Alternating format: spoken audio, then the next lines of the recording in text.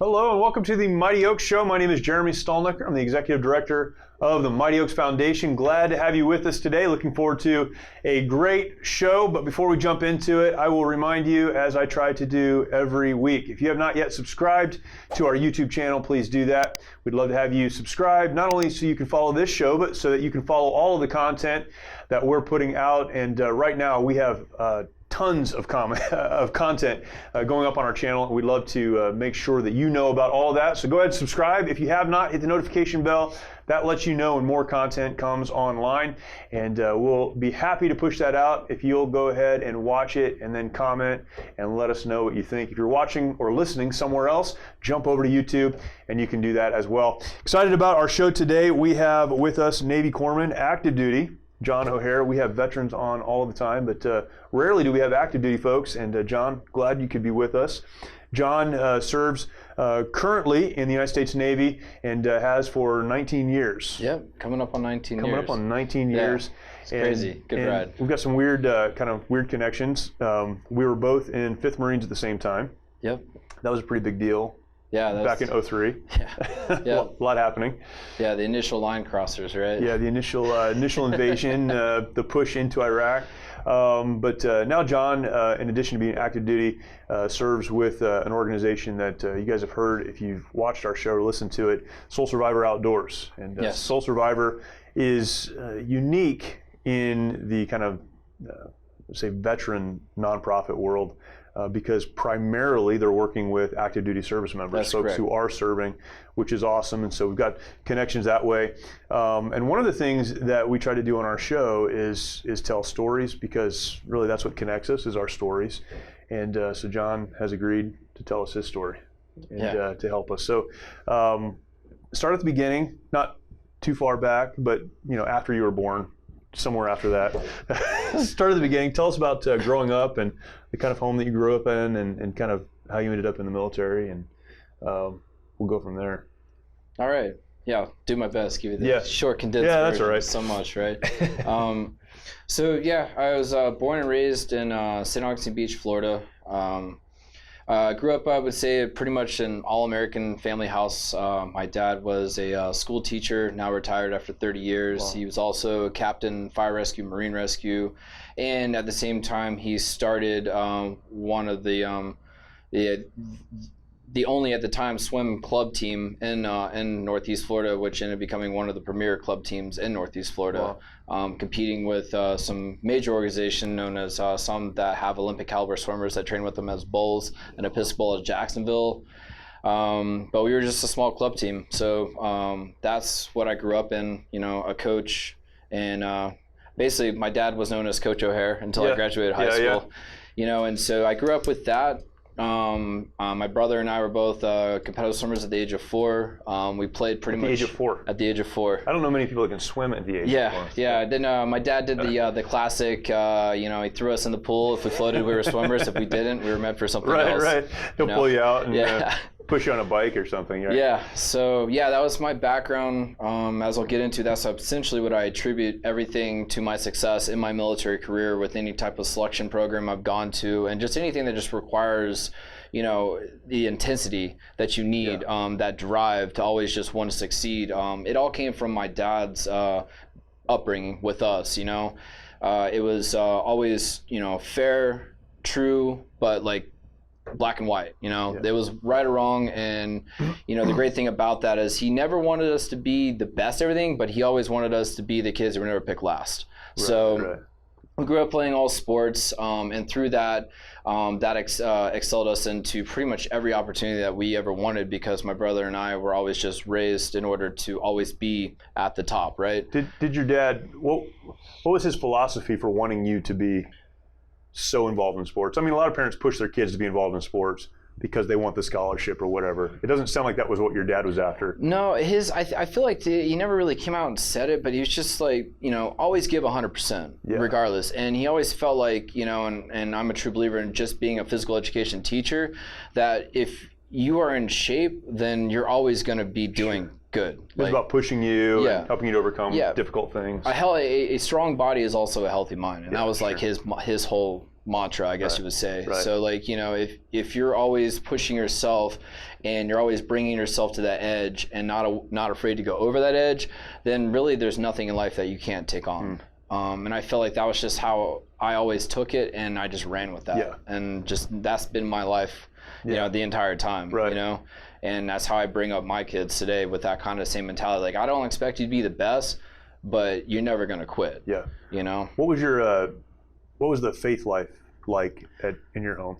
My dad, traditional Catholic. And when I say traditional Catholic, like, this is a man who probably still today could recite the entire Catholic service in Latin if he wanted to. Sure. So, I mean, from high school all the way to college, he went to a Catholic college up in North Carolina.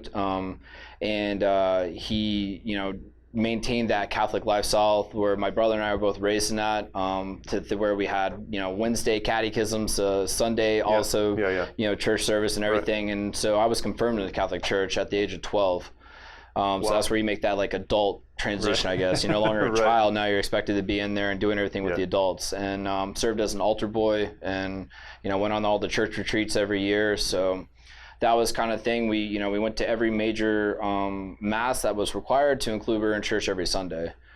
And so that was just kind of how it was. Like, we knew who God was, but I wouldn't say my relationship, what I have today with Jesus, is anything like that. I just knew who God was. I knew that I had to do these things and I had to abide by these rules, and that if I did that, then I was a good person and I would get into heaven. So there's respect for God and the institution of the church or religion, but nothing personal. No personal walk at all at that point. Yeah. That didn't come on until in fourth grade, our little all-American family separated. So that was a massive deal, and that was a massive transition in my family and my dad, to where we did start searching. His whole world got flipped upside down. There was really no rhyme or reason. My mom just decided that it was time for her to leave, and so she left, and my dad raised us. We stayed with him because he had the job, he had the house, and in the stable environment. And then my mom ended up remarrying, and she went to Central Florida.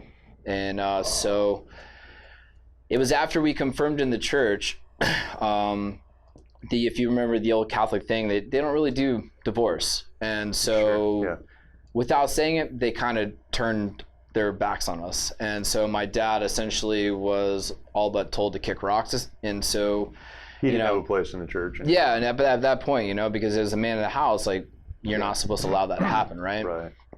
So my brother was a really good soccer player, and one of the teams he was on, the coach actually was also a pastor at a church, and it was called Good News Presbyterian. And he invited my dad. So we ended up going. I'll never forget that experience. It was one of the most wild experiences I have ever had. A little bit different than the Catholic church. Oh yeah, Catholic church, they go, hey, come on in. All right, cool, sit over there. Right. I go up to this church, and this person comes and gives me a big old bear hug. Says, welcome to Good News, man. I'm telling you, I called off like a cat. Yeah. Like, I was like, what is this? I don't do this game. Funny. What was this hugging thing? Yeah. But it ended up being a really great thing. Good News Presbyterian, Sonny, if I remember correctly, that was the pastor's name. He was amazing. Like, he had a great sermon, and it was completely something I never experienced. Like, people singing and clapping, and just the joy in the church. It was something that it was just like, I didn't know what that was. And so that my dad essentially was like, well, I guess we're Christian, so we're gonna go start going to this church.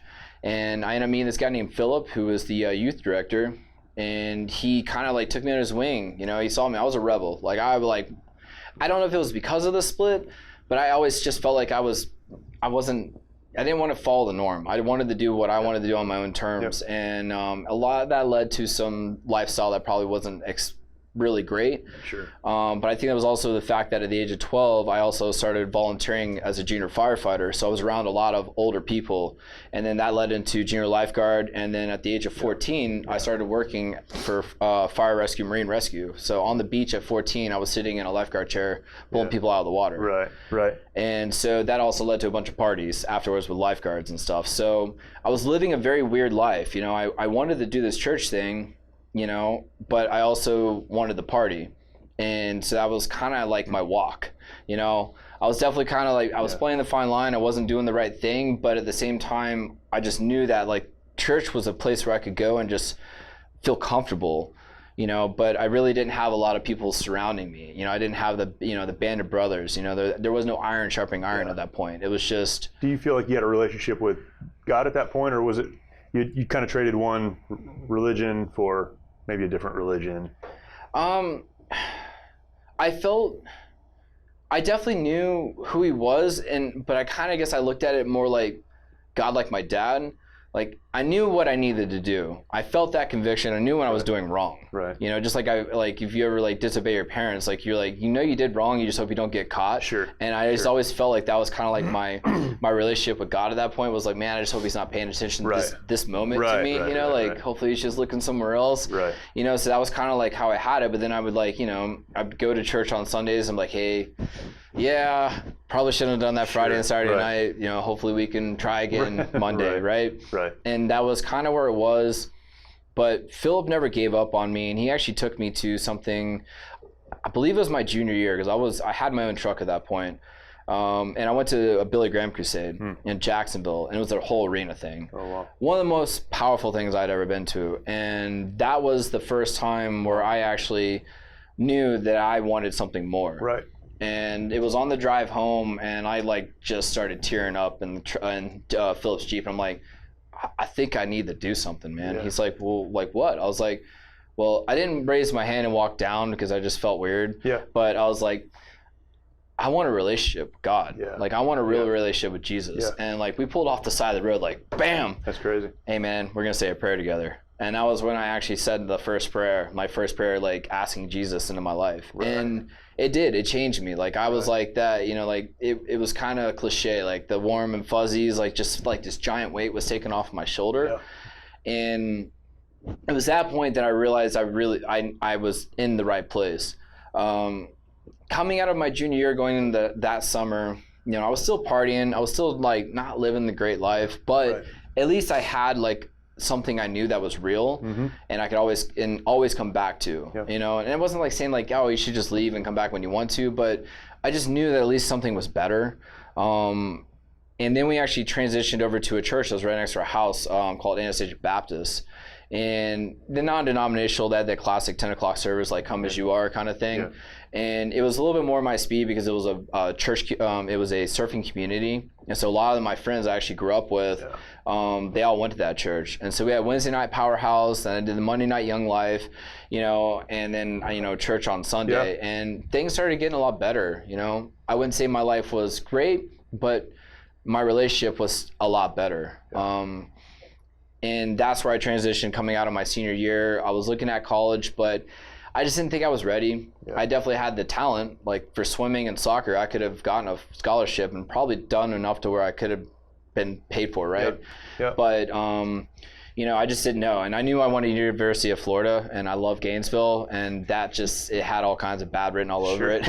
And so you weren't in a stable enough place to deal with you know, and I was ready for something more. I knew I wanted to do more. I was lifeguarding almost full time at that point, and I originally came in, and I, like every other, like, you know, jock who's a, you know, Division I, like All-American, I'm like, I'm going to be a Navy SEAL, you know? So everybody's going to be a Navy SEAL. Everyone's going to be a Navy SEAL. So that was my intent. I came in the Navy, I screened, I made it, and then I ended up getting really sick, and ended up getting lobar pneumonia. Like, I was on my deathbed. Like, I lost a lot of weight, and it just wasn't there. So they de-screened me at that point. They're like, sorry, dude, you're gonna have to get a little better before you come down to Coronado. So I ended up in corpsman school. So I went from boot camp in 2001 in July to corpsman school, and then it was right when we graduated from boot camp. I was walking to course school, and that was when 9/11 happened.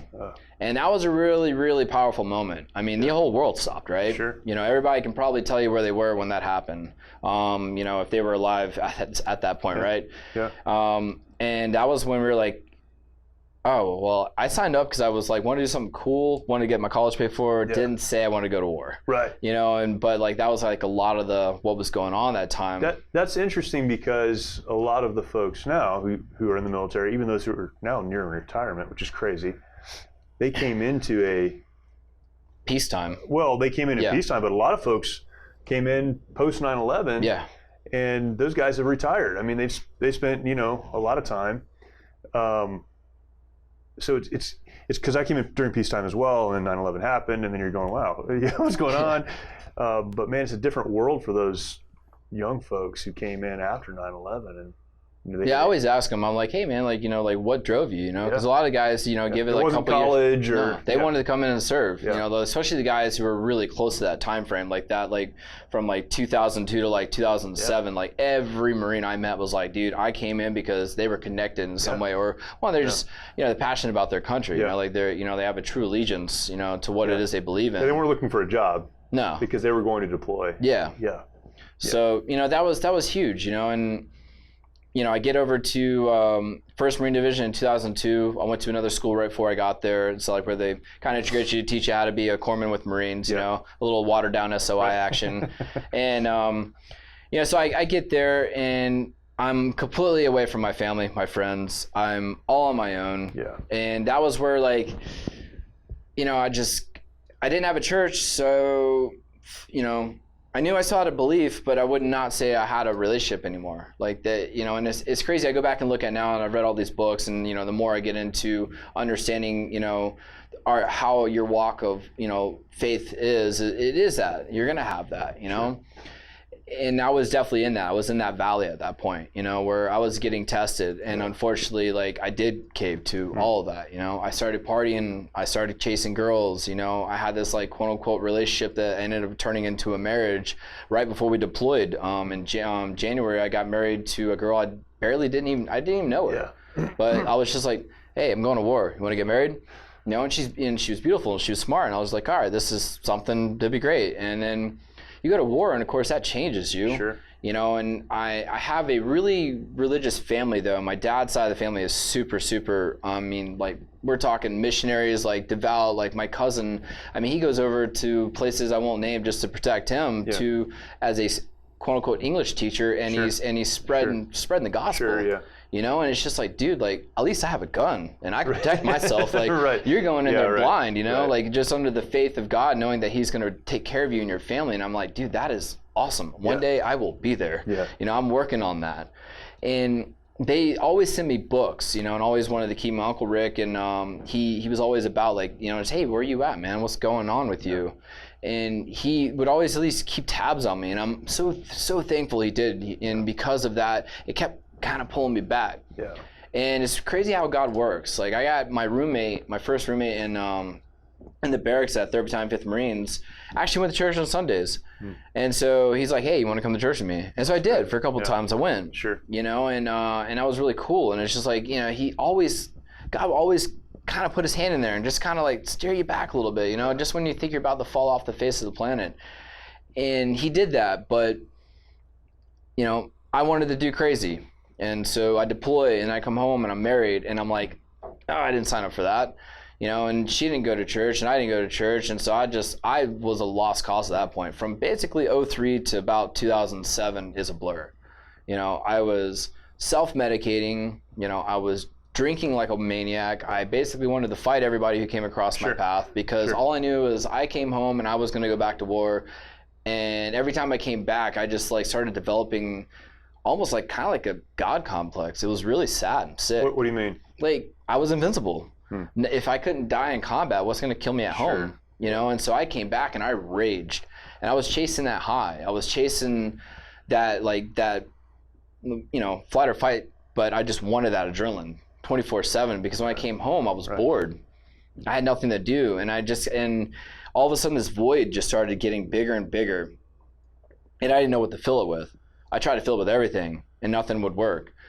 And it wasn't until I met my wife, Stephanie, and she's like, hey, you want to go to church? And she doesn't come from a religious family at all. And I'm like, yeah, sure. And we actually started we went to North Coast Calvary Chapel before it actually transitioned to the main campus. It was still in the little shopping center. And I was like, oh, this is cool. So we started going every now and then, but it wasn't by any means consistent, and then I went to another deployment in 2007. That was my last deployment with the Marines at that time. I went to a couple of schools, and I just started trying to find something, but there was something wrong. And it wasn't until it really came to surface in 2012. I went to IDC school to be what they call an independent duty corpsman, where essentially I can practice medicine without a license. You know, I prescribe, diagnose, treat, can do minor surgeries like war surgery, basic stuff, frontline medicine. You know, to back home, I can manage like, you know, an entire battalion Marines or like a ship or wherever they have me, where I'm away from a doctor, I do it on my own. And then I just call a doctor or PA or someone like, hey, I got this. It's outside of my scope of practice. I'm kicking them over your way. You know, and that was my first year non-deployable. And my wife decided she wanted to have a kid with me. Non-deployable. Yeah, non-deployable, like truly non-deployable for an entire year. Since the beginning of your career. Since the beginning of my career, 12 years at that point, where I was operational essentially every year unless I was in a school. You know, I was either gone away on training, some hybrid little deployment, you know, or full combat deployment, you know, all the way up until that point. Because I had a MU in 2010, and we were working with the Maritime Raid Force. I was with 1st DoD Company, and basically just hunting pirates out in the, you know, South Pacific all the way to the Gulf of Aden. And I made it back in time for my wedding, thankfully, because my wife had already said they already planned it and they're going to throw the party regardless, you know, if I'm there or not. You know, so I made it back in time for the wedding, got married, and then I went to IDC school for the year. And it was about that time, that was the first year I also had stopped. Like, I wasn't deploying. And a lot of emotions, a lot of things started coming to the surface. Like, I started getting more irritable with people. Like, my ability to have relationships with people started to kind of go away. But I was wearing a mask, 100%. Like, no one knew. And my drinking started picking up exponentially going through that school. And it wasn't because the school was hard. I was just like bored. And I would go and start having liquid lunches with my buddy, you know, and we'd come back to class. And, you know, at the same time, though, I was coaching baseball for my my oldest. I was fully involved. I was doing everything I was supposed to be doing as a husband, as a father, but something started not working. And I was even going to church. You were good at keeping everything together. And functioning the way that people expected you to function. And just doing it, a man of many masks, you know, like, and, you know, and then I finally get my orders to go to Kings Bay, Georgia. And that was not what I wanted, so I wasn't happy about it. I had to uproot my entire family to go across the country. They didn't want to do that. And so I at least I was home though. You know, that was nice. I was like, hey, we're only an hour from home. I'll just make that commute every day. So we ended up building a house in Northeast Florida, right where my family's at. And then at the same time though, I got flagged for a deployment. I was supposed to be non-deployable. I'm on shore duty. And within 4 months, I'm flagged to go to Afghanistan in 2014. And so my wife wasn't stoked because I have a house being built. She has to transfer the entire family from California because they were still in California. My son was finishing 8th grade at the time.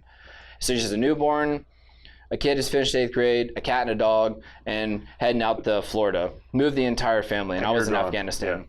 And so I get back, and we're there.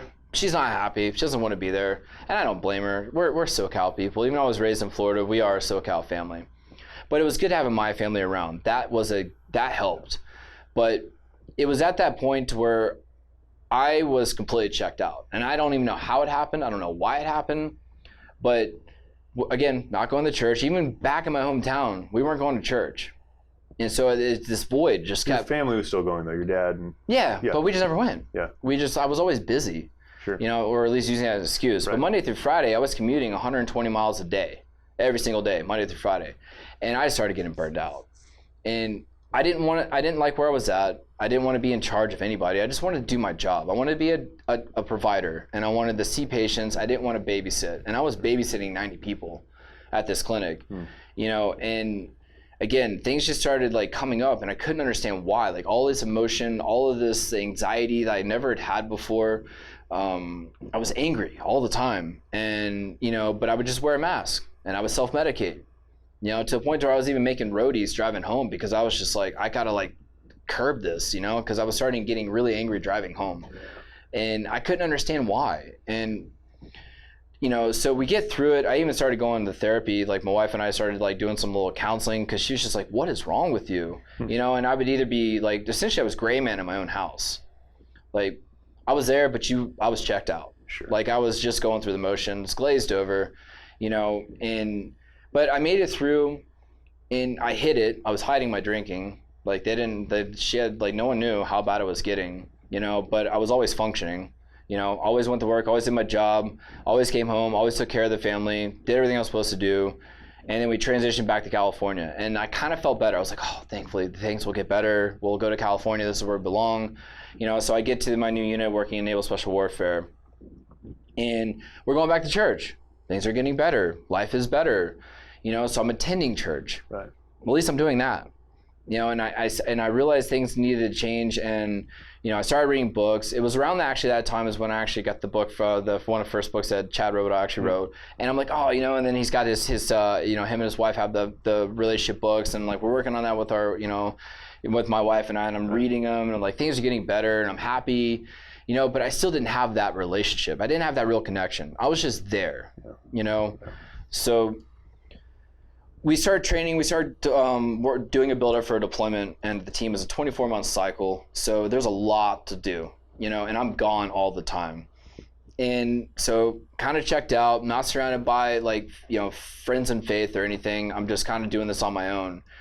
And we get to the deployment, I'm partying like a rock star, like not living the life I should be living. And then we go to Guam, and that's when things just went completely off the rails.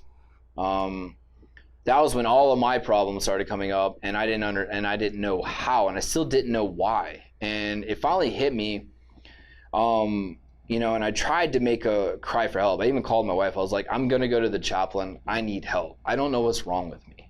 Like, I am miserable. Like, I am depressed beyond depressed, to where like it eventually started getting into where I just didn't care if I lived anymore. I had no purpose. I was a figurehead. Was there an event that caused you to feel that way, or was it simply you'd been through a series of deployments, you had time away, time to think, time to process, didn't know what to do with it, you thought it would get better, it didn't get better, and so you went, it's not going to get better. What was it that caused you at that moment to feel like that? So I started going back, and even talked to my dad about it. He brought up something I really didn't really fixate on too much, but I feel like that may have been the start of all of what I've done.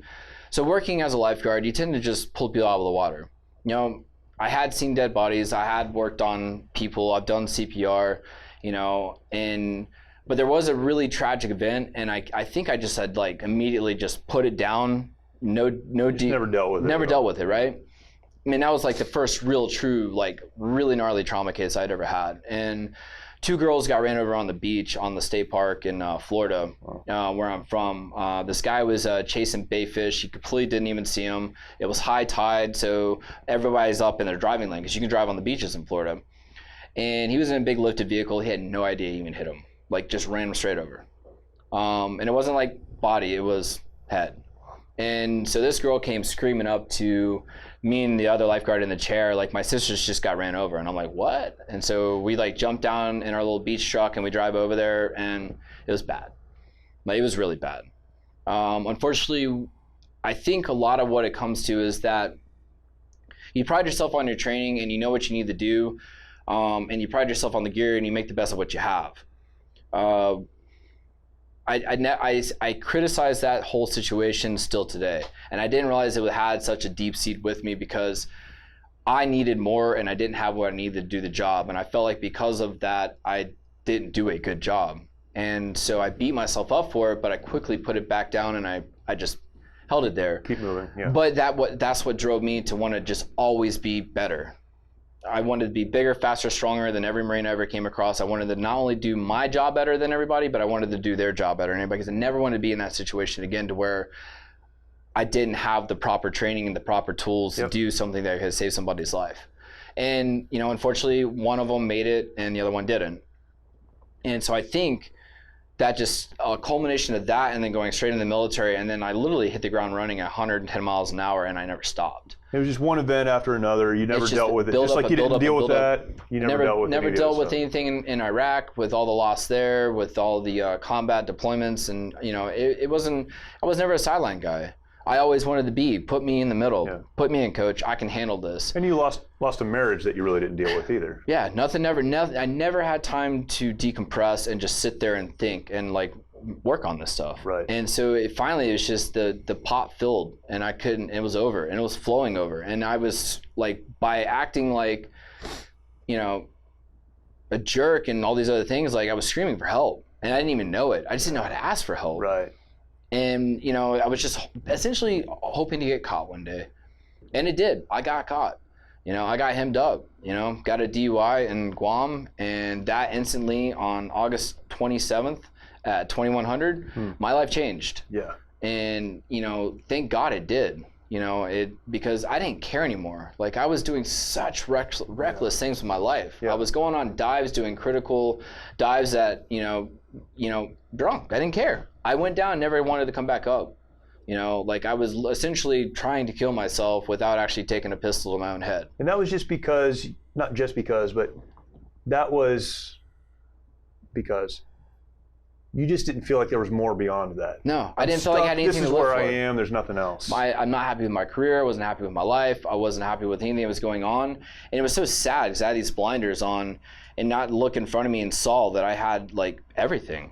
Right. You know, I have a beautiful family. I have a wife who works harder than anybody I've ever met in my life, outside of my dad, who provides for our family, you know, and loves me unconditionally. You know, I have 2 beautiful kids who are just amazing people. How did you dismiss that at that time in your life? Because how did you look past that and say, I don't have anything to live for? I was so fixated on myself and so concentrated on me and trying to do me and just wanting to finally do me, because I felt like I was just giving to everybody else and felt like I always was working for everybody else. And I finally just said, no, I'm done. And now I just wanted to concentrate on myself. And then as soon as I did that, I was like, ooh, I don't want to do that. Because I literally opened up Pandora's box and I was just like, this is not good. Right. You know, and I was just like, what is wrong with me? And this depression took over. I can't even describe, like, it was like this, like, it was suffocating me. And I couldn't deal with it anymore. I could not do anything to make myself happy. Like, nothing I did anymore was there. And it was at that point when I finally had that, you know, meet myself, you know. Mm-hmm. And, you know, my SCA, my senior enlisted advisor, and my troop commander, they pulled me in the office. Like, it was like 1:30 in the morning when I finally got picked up. And, you know, and they're like, Doc, what's up? Yeah. And I'm like, you guys got a minute? And, like, I literally just, it all came out. And I told them everything that I had been dealing with. Like, just, I can't, like, it's hard to put into words, like the amount of emotion and everything that just came over me. And I was bawling, and they were just like, we need to get you help, dude.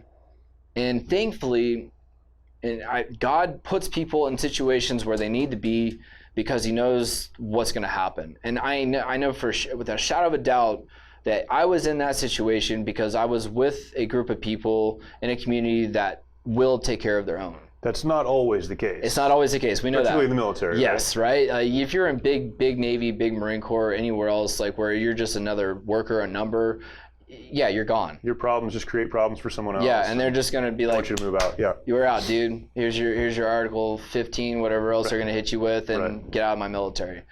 You know, and they knew how much I had vested in. They knew that I was a good worker, you know, and that I always will do everything for anybody, but it was time to fix me. And that's what I knew. I needed it. I just didn't know how to ask for it. Yeah. And so I got the help, you know. I went to rehab. You know, did I need to go the full rehab route? No, probably not. I don't know. Like, I just needed help, and that gave me at least the right place. And but when I came back though to the house where I was staying at, like, I literally just fell on the floor and I cried. And I finally looked up for the first time. I had not looked up ever. Yeah. You know, and I was like, I can't do this anymore. Yeah. You know, I need help. And I was like, God, please, like, take me. I can't. I don't want this anymore. I cannot do it on my own. And that was when a weight like I never felt before. It was like almost the same weight as I had when I went to Billy Graham Crusade. Mm. And I was like, I was just like, all of a sudden, everything just was okay. I knew I had a lot to do. Sure. But I just, for the first time in my life, I realized I was not doing it on my own anymore. You weren't carrying it by yourself. No. Yeah. You know, it's in, I'm bad at quoting scripture, but I know it's in Matthew, and it's like he says, you know, come to me, you know, all you're weak and weary and sad, and just take my yoke because it's lighter. You know, Jesus, like, it was true. He's like, here, man, I'll take it and I'll run with it. Yeah. You know, and so that was when that transition had started, and that was a real transition. For the first time in my life, you know, I was moving in the right direction. You know, I came home, it was rough, you know, obviously someone was really angry at me for all that, and I earned it, and but she's still here. Right. You know, I went through what I had to go through, and then I started going to church. And for the first time, I started going to church, you know, and just sitting there and really, really sorting it out. And it was about the same time, about a month or two later, it was when I got invited to go to the men's retreat, and I did that, and that just was the most amazing thing I had ever been to. You know, this guy named Ryan Pfeiffer, he's one of the pastors at our church in North Coast Calvary Chapel, and that dude's just on fire. Yeah. I mean, I'm literally just sitting there like, oh, wow, like I have never experienced anything like that before. I mean, that is some passion on some next level. And, you know, between him and just listening to Mark Foreman, like every Sunday, and just like everybody that came in and just connecting and finding books and podcasts, I changed everything. I got rid of all the music I was listening to before. Like my entire life revolves around listening to Christian music, and I listen to podcasts, you know, stuff that's going to make me better and help me and put me in the direction I need to go to. And after I did that men's retreat, I came back and I met, through Sean is how I ended up meeting Rick, and through Soul Survivor. Right. And he was at a little thing called Nomads. We do every Saturday morning at 6 o'clock in the morning. We meet up at a coffee shop, and we go over scripture, whatever the read for the week is. And he immediately came to me. He's like, "You military?" I was like, "Yeah." He's like, "Cool. I want to talk to you about something." You know, and it's just Rick like, can be very persuasive. Yeah, I didn't really have much of a choice. Right. I felt like I was just like following orders, you know, and right. You know, so he invited me out. He's like, "Hey, you ever been rock climbing before?" I was like, "You know, not for fun. I've done some things in Bridgeport, but you know, I wouldn't say that was fun." Right. You know, and so I went to the first rock climbing event, and I was just like, "This is so cool. Why was this not around when I was coming up?" Yeah. You know, like this is amazing. You know, and so I started going. I went to a couple more events, and you know, just like kept volunteering at church, and just really just trying to get connected and find my walk with Christ. And you know, and he's like, "Hey, like, what's your story?" I'm like, "I don't know. What do you mean?" He's like, "Well, like, what are you doing here? Like, what's this mean for you? What does this do for you?" And I was just like, "I don't know. I love it. I think it's amazing. I want to be able to connect with, you know, other service members and let them know that like you're not alone, man. Right. Like." Whether it be some kid right out of school who just doesn't know and has never had that direction, or, you know, it like came up like me, may have had some like relationship with God, may have known who God was, but really never like experienced it, you know, let them know it's okay. Like you can go to church and still have fun, right? You know, but just do it for the right reason. Why do so many folks in the military, we'll say, you know, my world in the infantry community, and be similar in your world, why are they so anti-faith or anti-God or anti-Christian? Yeah, I think. What's your thought on that? I don't think they could articulate it, but what's your thought on that?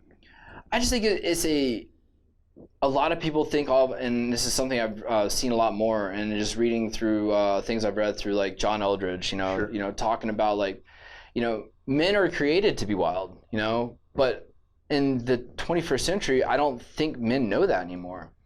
You know, it's just wild, not out of control. But doing big things and hard things, and they feel like as soon as you're like labeled a Christian, that you are instantly like holier than thou, and you're not allowed to have fun. And I'm like, says who? Right. You know, but even that's what I thought. Like, even though I came up with that, and I, you know, I was part of Christian Surfers, you know, and we still went out and we still had a good time, but like, it's that stigma, like, it's a stigma. Like, they just think immediately, as soon as you're labeled a Christian, that you just can't go out and do things anymore. You're not allowed to go to bars. You're not allowed to go out and have fun. You can't say these things anymore. And I'm just like, you should know certain things, but it doesn't mean you're not going to make a mistake. And I think that's where a lot of people have a problem, is they feel like you can't make mistakes anymore because you're a Christian. I'm like, oh, no.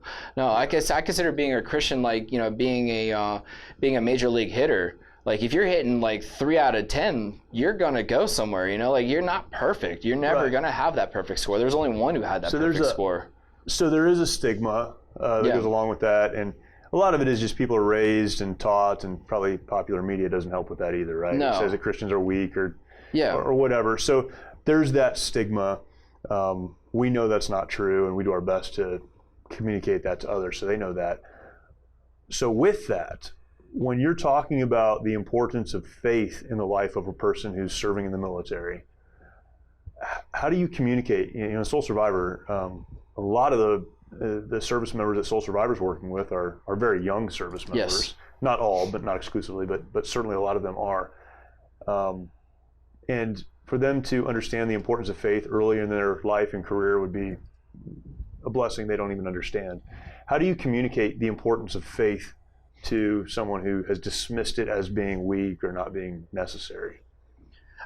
I try to get the conversation. I talk to them and just ask them, like, where they came from, like, did you ever go to church? Just kind of get a feel, like, where they are, Sure. And if they're just like, nah, man, religion's not my thing, and I just go like, well,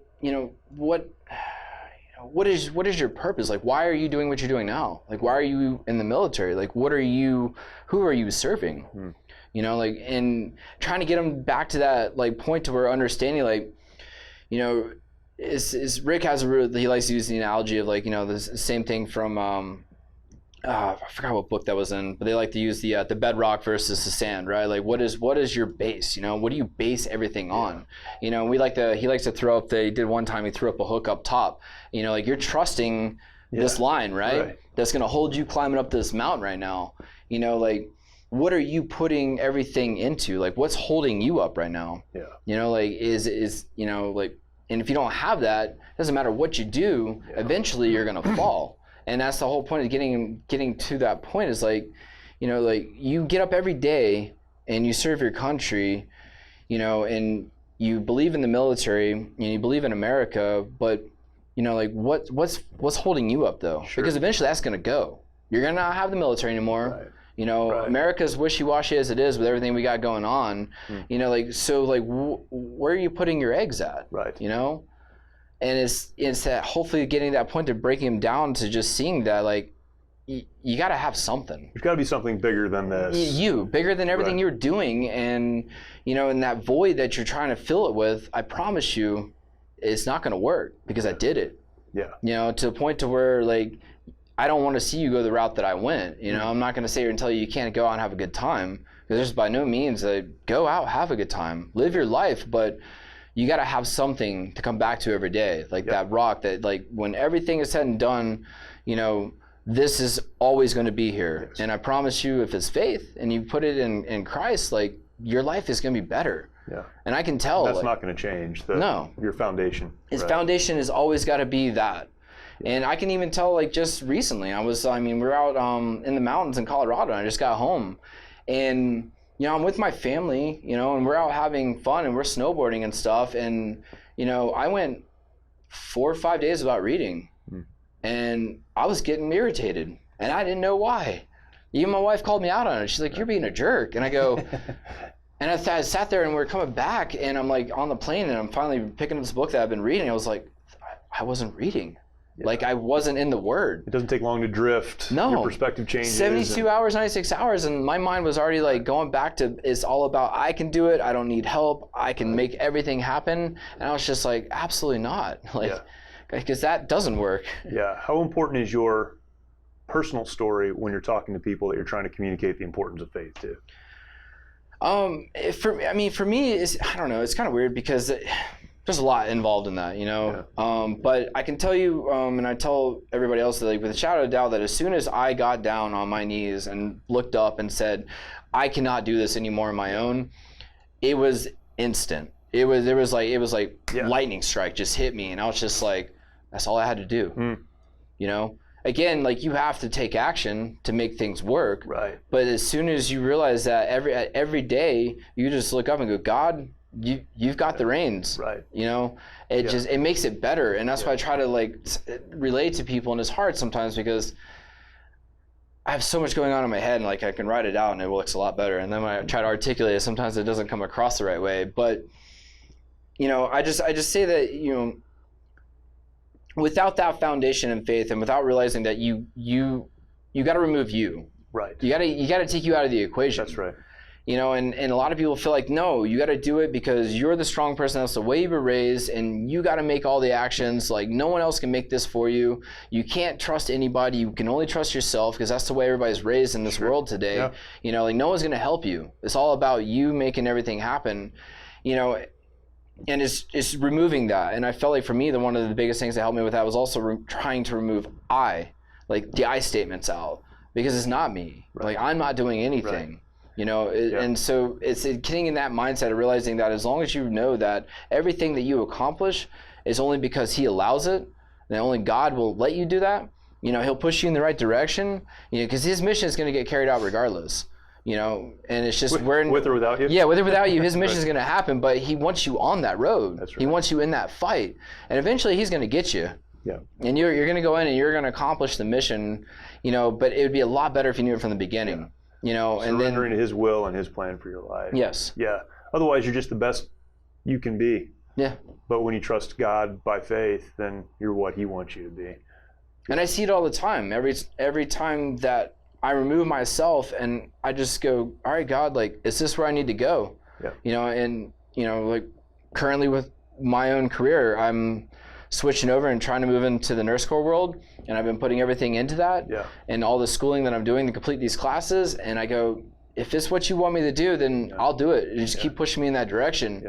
And as soon as I not go in that direction, I don't ask, and I don't pray about it, and I start coming back to, Jay can conquer everything because Jay can do this and I can do that, and I'm big bad and all this other stuff, and then I start realizing things just start not working. And I'm like, okay, I see it. I got you. Message is loud and clear. God, move forward. Yeah, and so that's why I try to I feel like when we talk these young service members and the ones that we're working with, whether it's on the mountain or jumping out of a plane or whatever it is we got going on, sailing and fishing, it's just like, hey, where is your walk? Like, what is it that you try to do? Where is your faith based at? And hey, this might be something you might want to look at. Yeah. That's great. Your personal story tying that is, I'm sure, so powerful, because, for a lot of those young service members, they're looking at someone like you and the career that you've had and saying, we aspire to that. And so for you to then say, you need to include this in that path to get to where God wants you to be, that's awesome. Yeah. Thanks for doing it. Yeah, appreciate it. Yeah.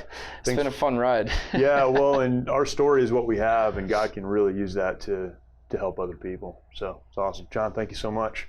Yeah. Really appreciate it. Thanks for the time. No worries. Yeah, thank you. It's awesome. If you're watching, and I hope that you are, go ahead and subscribe if you haven't. Like, share, comment. We'd love to get your comments. If you're listening somewhere else, thank you for listening. Jump over to YouTube, and you can subscribe, like, and share. And we look forward to bringing you more in the future. We'll talk to you next time. Thank you.